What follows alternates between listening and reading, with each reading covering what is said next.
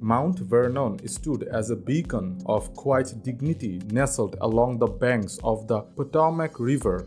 It was the summer of 1783, a time when the echoes of the Revolutionary War still reverberated through the land. General George Washington, the venerated leader who had guided the fledgling nation to victory, now found solace in the tranquility of his state. But beneath the serene facade of his retirement lay an untold chapter of his life, a clandestine mission that tested his honor and resolve in ways the battlefield never had. On a humid July evening, as fireflies danced in the dusk, a rider approached Mount Vernon with haste. The rider, clad in the unmistakable uniform of the Continental Army, bore a letter sealed with the crest of the fledgling United States. Washington's heart quickened as he broke the seal and read the urgent missive. General Washington, your presence is required in Philadelphia.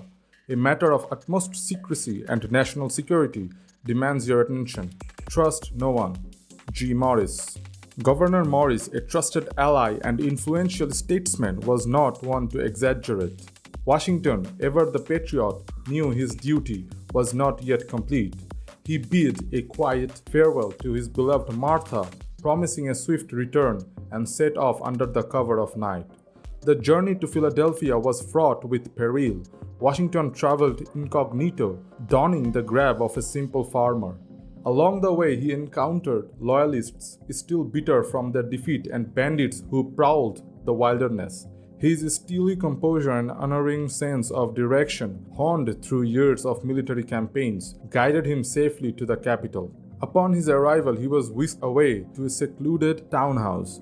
There, in a dimly lit room, he found Morris and a handful of other trusted leaders, their faces grave with concern. "Gentlemen," Morris began, "we are in possession of troubling intelligence.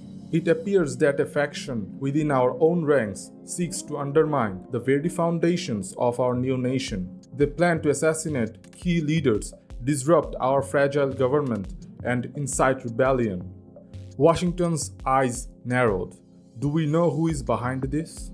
Morris nodded. "A shadowy figure known only as the Raven. We believe he is orchestrating these efforts from within Philadelphia itself. We need someone of your caliber to identify and neutralize this threat."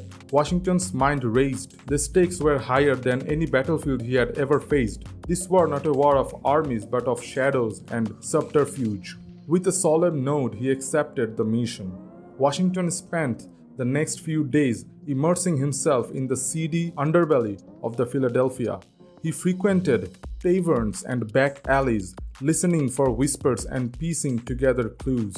It was a world far removed from the orderly ranks of the soldiers he had commanded, a realm where trust was a rare commodity. His efforts paid off when he encountered a former soldier named Elias who harbored a grudge against the fledgling government. Under the influence of a strong drink, Elias revealed that he had been approached by a mysterious figure promising wealth and power in exchange for his loyalty. "Who is this man?" Washington pressed. Elias hesitated, then whispered, "They call him the Raven. He meets his followers in an old warehouse by the docks always at midnight."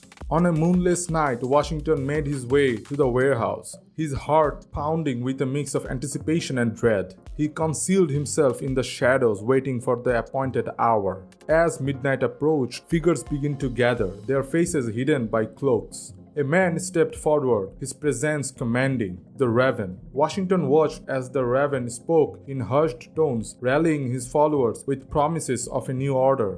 His charisma was undeniable, his vision dark and compelling. Washington knew he had to act. As the Raven concluded his speech, Washington stepped from the shadows, his voice ringing with authority. "This ends now." The room fell silent as the Raven turned to face him. A tense standoff ensued, each man measuring the other. The Raven's eyes gleamed with a dangerous intelligence. "General Washington," the Raven sneered, "I expected you might come, but you are too late. The seeds of rebellion have already been sown." With a swift motion, the Raven signaled his followers to attack. Washington fought with the skill and tenacity that had earned him his reputation. Despite being outnumbered, he held his ground, his years of military training serving him well. In the chaos, Washington managed to reach the Raven. Their struggle was fierce, a battle of wills as much as of strength. The Raven was cunning, using every dirty trick in the book, but Washington's determination proved stronger. With a final decisive blow, Washington subdued the Raven, binding him with ropes. The remaining conspirators fled into the night, their resolve shattered. As dawn broke, Washington and Morris interrogated the Raven. Under the weight of their questioning, he revealed the depth of the conspiracy. Wealthy loyalists and disillusioned soldiers had backed his efforts, hoping to destabilize the new government and return to the old ways. The Raven's true identity was a shock. He was a Samuel Ingersoll, a former aide-de-camp who had turned against Washington after feeling betrayed by the outcome of the war. "You could have been part of something great," Washington said quietly. "Instead, you chose the path of darkness." Ingersoll's eyes flashed with defiance. "Your vision of greatness is a lie, Washington. The people will never be free under your rule." Washington shook his head. "They will be free because we fight for their right to choose their own destiny. That is the true meaning of liberty." The conspiracy dismantled. Washington returned to Mount Vernon, the weight of his mission heavy upon him. He had faced many trials, but this brush with treachery tested his faith in the fledgling nation. Yet it also strengthened his resolve to see it thrive. Morris ensured that the conspirators were brought to justice, their plans exposed and thwarted. The government, though still fragile, stood stronger against the threat from within. Years later, as President of the United States, Washington often reflected on that summer of shadows. The Raven's words remained a haunting reminder of the challenges that lay ahead. But they also served as a testament to the resilience and integrity required to lead a nation. In the quiet moments at Mount Vernon, under the same stars that had witnessed his secret mission, Washington found peace. The nation he had helped forge was far from perfect, but it was a living, breathing testament to the ideals he had fought for. And so, the untold story of George Washington's confrontation with the Raven became a private chapter in his life, a reminder of the constant vigilance needed to protect the fragile dream of liberty. The tale of honor and shadows remained a whispered legend among those who dared to delve into the unseen battles that shaped the course of history, a tribute to the enduring spirit of the man who led a nation into the light.